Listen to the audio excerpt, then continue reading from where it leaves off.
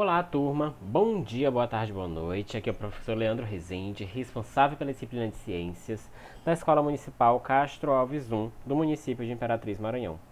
Vamos continuar falando sobre a Mata Atlântica. Então, hoje a gente vai dar continuidade da aula anterior, certo? A gente falou aí sobre esse bioma, viu característica de clima, quente e úmido, precipitação pluviométrica acima de 2.000 milímetros, então chuvas distribuídas ao longo de todo o ano, por estar ali próximo ao litoral, costa atlântica brasileira, que é um bioma aí que está bem degradado devido à urbanização, com cerca aí de 12% ainda do restante deste bioma. Então, a gente tem esse bioma Mata Atlântica bem fragmentado e com isso tem muitas espécies em extinção, certo? Então aqui a gente vai ver algumas espécies que são encontradas na Mata Atlântica. Por exemplo, a gente tem a jabuticaba, acredito que vocês conheçam a jabuticaba, que é essa frutinha aí preta, ela dá no tronco mesmo, e aí a árvore fica mesmo toda cheia de bolinhas pretas assim. Muito bonito o pé de jabuticaba e é um fruto bem saboroso também. O ipê, tem vários ipês, amarelo, roxo, rosa, branco. Então é característica de você encontrar vários ipês aí na Mata Atlântica. E aqui no Maranhão, também no Cerrado, é muito comum você encontrar o ipê. Agora mesmo, dias atrás, os ipês amarelos estavam todos floridos. Agora na Mata Atlântica é período também dos ipês estarem floridos. Certo? Aqui um outro fruto que a gente encontra, uma outra planta que a gente encontra na Mata Atlântica é o araçá. Encontramos também a pitanga, que eu não sei se vocês conhecem. A pitanguinha vermelha é muito comum na Mata Atlântica também. A guabiroba também, guabiroba é muito encontrada na Mata Atlântica. A jussara, porque a gente tem um conhecimento aí de que a Jussara é maranhense, de que o açaí é do Pará, não sei o que, tá lá. Mas a Jussara, ela é uma variedade, né, de açaí, vamos dizer assim, uma espécie vegetal aí bem próxima ao açaí, que é encontrada, que é ali da Mata Atlântica. Então, ao longo de toda a Mata Atlântica, a gente vai ter ali a Jussara. Inclusive aqui essa foto é de Ilhabela, né, que é uma cidade do estado de São Paulo. A gente tem aqui o jequitibá, que é uma árvore também encontrada na Mata Atlântica, uma árvore de grande porte, até porque na Mata Atlântica a gente tem muitas árvores de grande porte. E a gente tem aqui um outro fruto também encontrado na Mata Atlântica, que é um cambuci. Então eu escolhi algumas espécies, por exemplo, araçá, que não é muito comum pra gente, guabiroba, o cambuci, que não é muito comum pra gente ver essas diferentes espécies que tem na Mata Atlântica. E não são só essas, existem inúmeras outras espécies que são encontradas na Mata Atlântica. E a gente tem também uma diversidade faunística muito grande na Mata Atlântica. Por exemplo, o tatu-bola, encontrado na Mata Atlântica. A gente tem o quero-quero, que é esse pequeno pássaro aqui.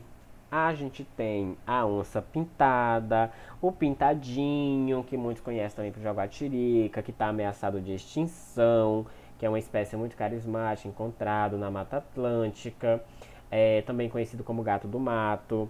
A gente tem essa espécie aqui de réptil, que também é encontrada na Mata Atlântica.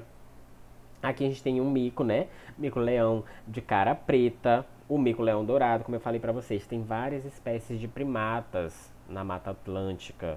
Tem o mico-leão dourado, mico-leão preto, mico-leão da cara dourada, mico-leão da cara preta, todos são encontrados na Mata Atlântica. O mico-leão preto e o mico-leão dourado estão ameaçados de extinção devido à fragmentação de habitat, à fragmentação da Mata Atlântica. E a gente tem também aqui uma anta, né, uma anta bebê, aí, que também é um dos animais encontrados na Mata Atlântica. E novamente eu falo para vocês, não são só esses animais, é uma diversidade faunística gigantesca que é encontrada na Mata Atlântica, certo?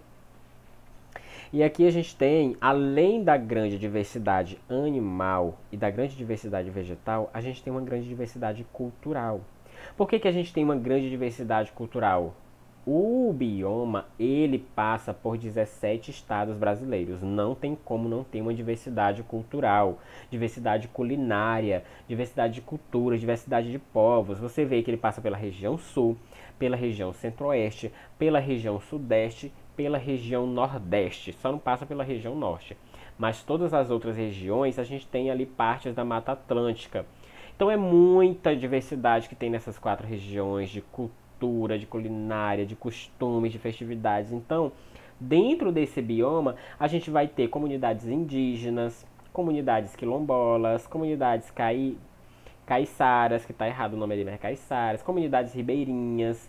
Então, todas essas comunidades encontradas, elas vão gerar essa diversidade cultural. A gente sabe que existem diferentes povos indígenas e que muitos deles ainda habitam as matas, mas muitos deles migraram para a cidade. Eles foram forçados a migrar para a cidade devido ao processo de urbanização, desmatamento, derrubada de vegetação, diminuição da sua área, diminuição da natureza. Então eles foram meio que forçados aí a migrarem para a cidade. Então, não deixam de ser indígenas, ainda eles são indígenas ainda, só que eles não vivem apenas na mata, eles vivem dentro das cidades também. E isso vai gerando diversidade, vai gerando conhecimento, vai gerando contato entre essas culturas, entre essas diferentes culturas, esses diferentes costumes, e permite o povo brasileiro ir se conhecendo.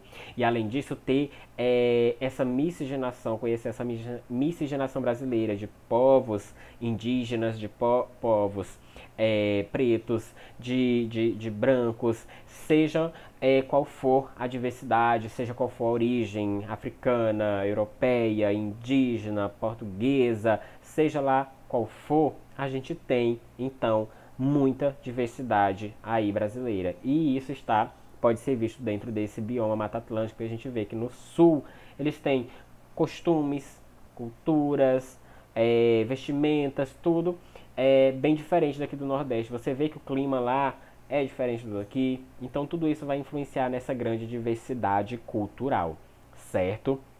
A gente tem aqui uma representação aí de uma espécie vegetal e de uma espécie animal. A gente tem o fruto da pindabuna, que é um típico da Mata Atlântica, que tem um sabor muito, que é muito saboroso, né, comestível. E tem o bicho de preguiça de coleira, que é um animal que vive também na região de Mata Atlântica. A gente costuma chamar de preguiça, né? Então você vê aí um animalzinho também muito carismático, bem dócil, calmo, por isso que é chamado de preguiça, certo?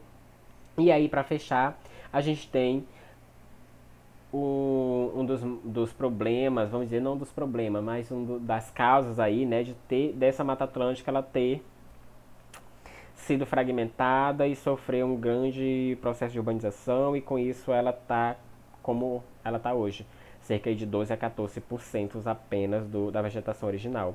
Então a gente tem aí uma imagem que é uma vista aérea do município de Vila Velha, no Espírito Santo, que é uma grande parte da paisagem natural, ela foi modificada pela urbanização. Então não só em Vila Velha no Espírito Santo, mas ela é colada em Vitória, que é a capital do Espírito Santo. Aí a gente tem Rio de Janeiro, não é só Rio de Janeiro, a gente tem Rio de Janeiro e Niterói, que estão coladas ali uma do lado da outra. Então são cidades gigantescas que a urbanização ela acabou mudando a paisagem natural. Se você pegar Vitória e pegar Rio de Janeiro e comparar, são basicamente muito semelhantes. Tem os morros, tem o mar ali, tem as pontes, né? Tem a ponte ali de Vitória para Vila Velha e tem a ponte de Rio de Janeiro para Niterói. Então são bem semelhantes. Isso por quê? Porque elas estão dentro da Mata Atlântica. Então o local é muito semelhante um com o outro. E não são só essas cidades. A gente vai ter Rio de Janeiro, Niterói, Vila Velha, Vitória, Salvador, Florianópolis, várias cidades do estado de São Paulo também, que é ali na região litoral, né? A gente vai ter algumas capitais do Nordeste, Alagoas, capital da Paraíba, que é João Pessoa. Então, todas essas cidades, Rio Grande do Norte, a gente tem Natal. Então, todas essas cidades, elas foram se urbanizando e à medida crescendo, vamos dizer assim, pelo processo de urbanização. E isso vai modificando a paisagem natural. Então, vai retirando a vegetação, colocando concreto no lugar. E isso vai fazendo com que as espécies elas vão deixando de ter espaço para sobreviver. E muitas delas acabam entrando em extinção. E com relação aos ciclos econômicos, a gente tem aí, ó. Primeiro foi o ciclo do pau-brasil, que foi o primeiro a ser explorado, né, no Brasil. e exploração da madeira, e esse pau-brasil ele acabou entrando em extinção devido a essa exploração em massa.